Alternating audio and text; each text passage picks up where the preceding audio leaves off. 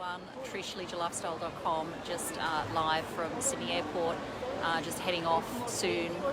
The flight has actually been delayed for a couple of hours, but Air New Zealand flying out at 1:55 today and heading over to LA. So I'm direct over to LA and then I stay overnight, and from LA I head over to Charlotte, North Carolina.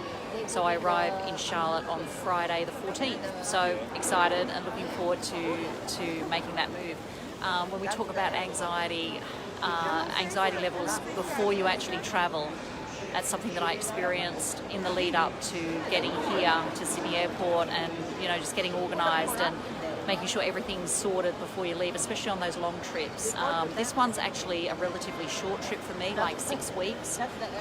In the past, I've actually gone over for anywhere between 3 months and 5 months over to America, and that can take its toll as well. Just getting organised and getting things done, getting things sorted. So what was amazing is I felt like I'd done half the trip already just by catching the train.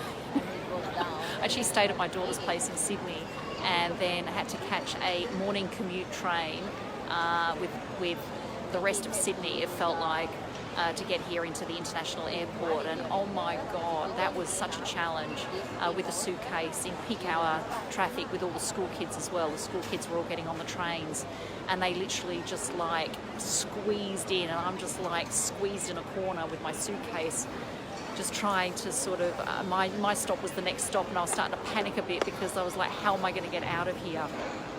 Fatma, so good to see that you're watching. It's been such a long time.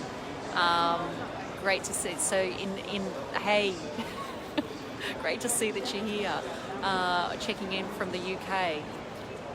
So yeah, just explaining that just my trip now from Sydney Airport through to, where my daughter's staying, catching the train, it was just mad. That morning hour commute is just crazy, just people squeezing onto the train.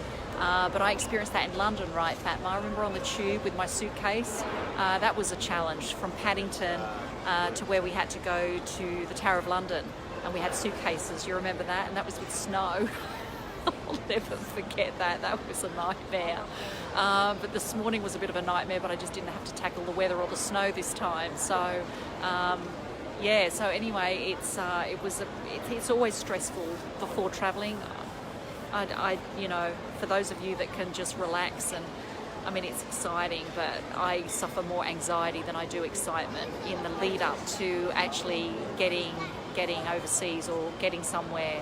I always struggle with that anxiety, and I work myself up to such a point where you start to feel a bit sick. So I've just got to like calm down. And I posted something yesterday with the suitcase on my timeline, and I think it was Katrine Hoyer said, just breathe, and I have to do that more. And it was funny actually. Hi Renee, how you going? Be in the moment and enjoy it. Renee, I caught the Newcastle train down to Sydney, and that's usually a 2.5 hour trip on that train. My arm's shaking a bit because I haven't got my selfie stick out. I should have got my stick out. Catching the train down from Newcastle, this man abused me on the carriage because I was sitting in what's called the quiet carriage, and I didn't know. I'm just struggling to get onto the train with my suitcase, and I sit down and I start I'm not quiet, I'm a loud person, I'm loud on the phone, and I'm having a chat. There was only 3 other people in the carriage. It was a huge carriage, and he was sat right up the other end. The next thing, he's standing over the top of me, abusing me for being too loud on the phone, and told me to get off the train.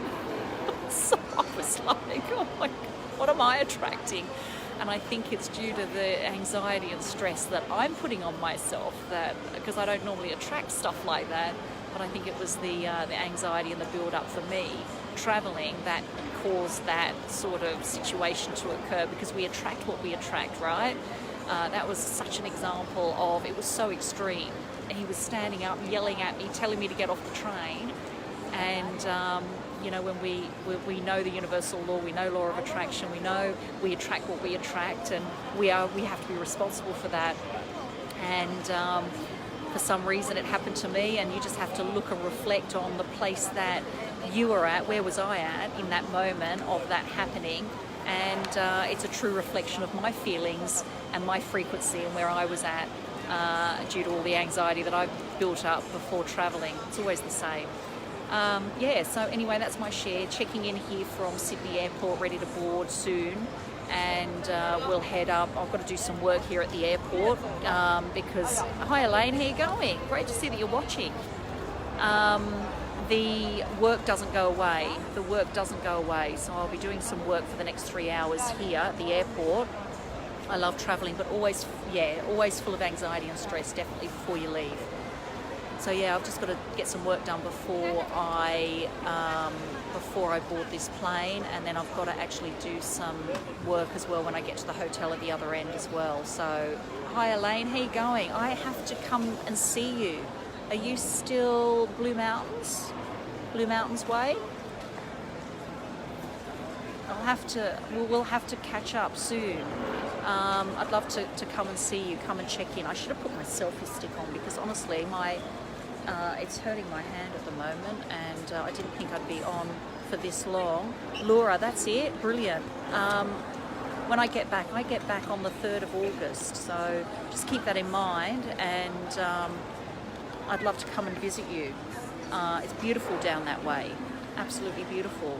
So I'm still in Newcastle, and Mum and Dad down in Tassie, Elaine. So yes, I can't find it. Can't find my selfie stick. I'll just have to keep going. So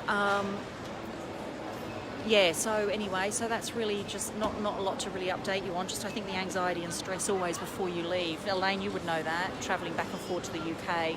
It's always stressful, making sure everything's right, everything's done, the house is sorted, bills are sorted, work's done. You try and get as much work as you get done as possible before you actually head off. And love to meet up soon. We're going to have to meet up very soon, definitely. It's been a while. It's been a long time since we've caught up, and lots to catch up on. So anyway, that's my share, everyone, and again, I'll update you once I arrive to LA. Won't be looking this fresh, guarantee you. Very little sleep on a plane for 14 hours. That 14-hour leg, actually it's longer because I actually fly into Auckland. So I go into Auckland and then from Auckland to LA. So I've got a transition. So I'm on there for about maybe 16, 17-hour flight. So it'll be a well-deserved sleep by the time I hit LA. And I think I'm staying at Sheraton, 4 points at Sheraton in LA. So looking forward to that. That'll be good. And then I'm up very early morning flight to head out to Charlotte, North Carolina, where I'm meeting loads of individuals. There's about, 11 of us, 12 of us that we're meeting up with, and it's called a public speaking mastermind. I'll be masterminding with 11 other individuals, and it's the art and skill of speaking from stage, the art and skill of sharing a message, inspiring an audience and connecting with that audience. And so I'll be doing that. That'll be over 3 days or so, but spending about at least a week, just over a week in Charlotte. So anyway, that's my share, everyone. I'll catch up with you again very soon, maybe tomorrow. And bye Elaine, bye Fatma, great to see that you're checking in from London. And Renee, checking in from Newcastle, New South Wales. And brilliant. All right, lovely. Over and out, trishleisureLifestyle.com. Bye everyone.